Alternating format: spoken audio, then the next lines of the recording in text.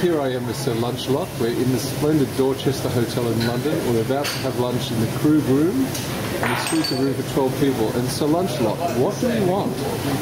Krug 98. And where do we want it? Now. This is the menu for the lunch day, the 14th of October, by the famous head chef of the Dorchester, Olivier Brosi. We're looking forward to a splendid lunch here in the Krug room. Sir Lunchelot, you've captured a glass. It looks rather splendid.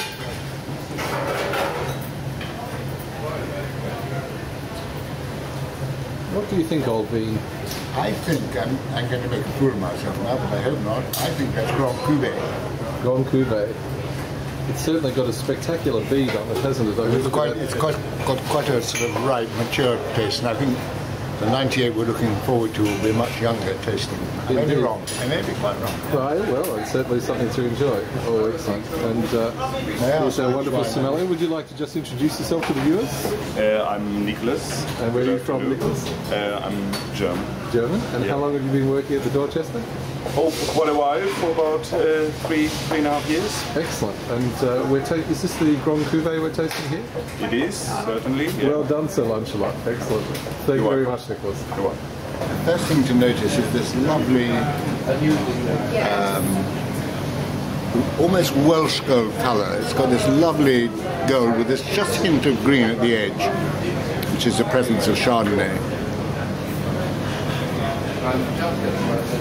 The smell, the scents are fantastic. They're the sense of freshness which all champagne, however old it is, should always have. And it's got this wonderful medley of subtle oak,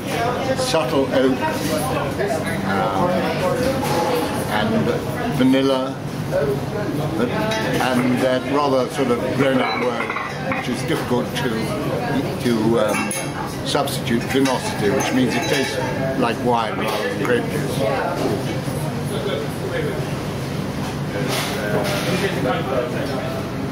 The mouthfeel completely confirms what all great wine should, which is the nose.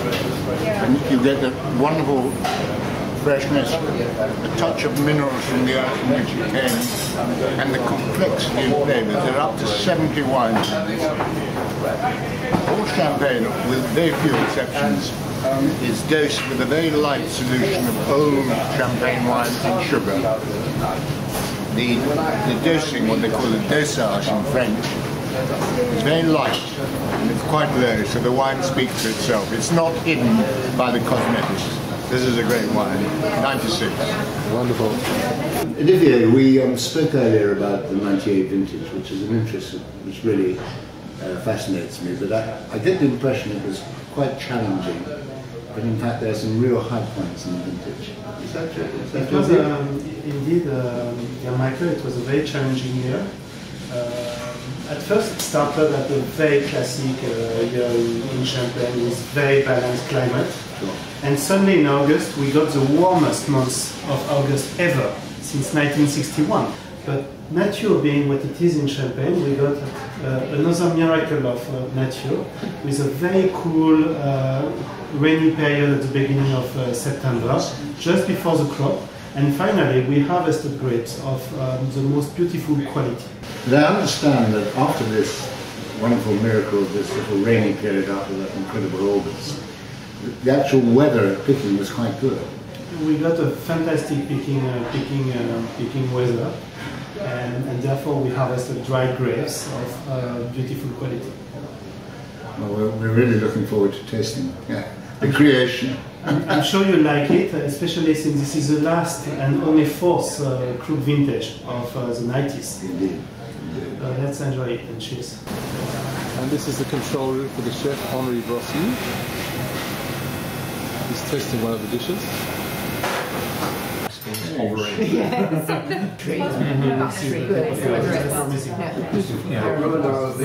A lot of people pay lip service to food and wine pairing, but Olivier Brosi has really thought this thing through, and I think some of the combinations are a real triumph.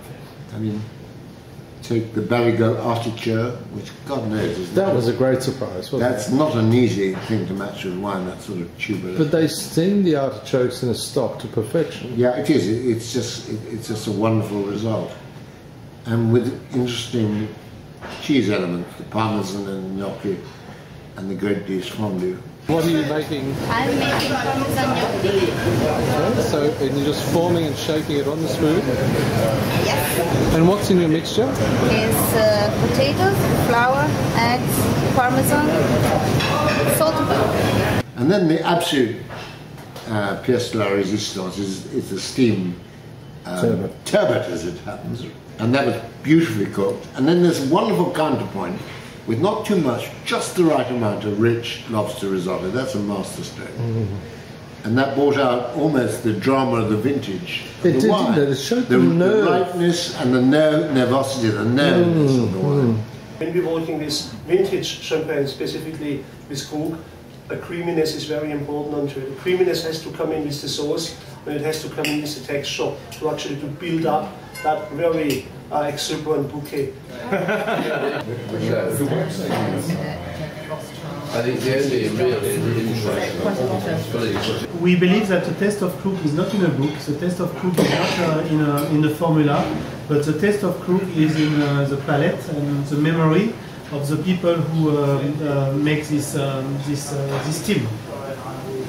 And therefore the taste of Krug is also a vision, because when we taste the wines, when we blend Krug, we are not in quality, we are not in a ranking process, but we are in a vision. Is that wine going to make a Krug? How can I use this single wine to make my Grand Cuvée, my Rosé, or a vintage if I make a Rosé? And what will be the eyes, the smiles of the people I'll be sharing this wine with in 6 or 10 or 12 years? We're talking about the 1998 Krug Vintage, which has just been released. Some detail. The colour is a lovely but subtle mid-yellow gold. It's not too forced. It's very fresh, but it's vibrant. It's got depth. The Indian company, And on the nose, you've got this wonderful dance. huge Really top-class Chardonnay. in India. Sort of leads the blend. Yes. Yes, massive spirits business. But behind it, you've got the drama of the changing weather of the vintage, the rightness of August, the coolness of early September, and then this lovely sunny weather at the end. And are there any particular blonde notes that are coming off the Chardonnay? Yes, the usual ones, the great Chardonnay, white flowers, nuttiness, almonds, even walnuts, and also this lovely hint behind of the ripeness, honeysuckle. You tried to buy tattoo. Oh yes, it is.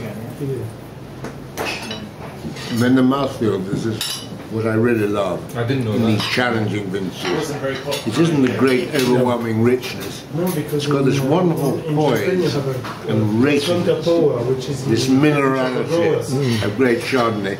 But behind and balancing it is this wonderful round maturity of flavour. Would you say that that minerality is a signature of the 98? I think so. Yes.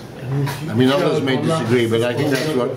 To me, it's a champagne vintage champagne. It's not incredibly showy, it's very subtle and it's very complex.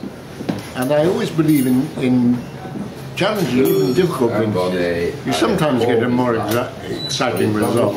And this is really exciting wine. Tell me about the structure and the finish of the wine.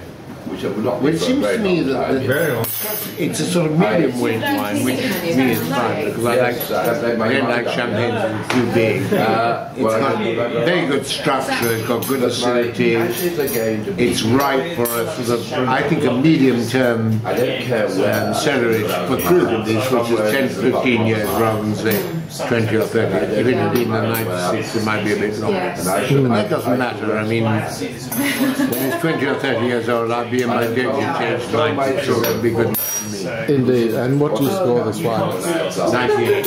98 out of 100. Thank you so much a lot.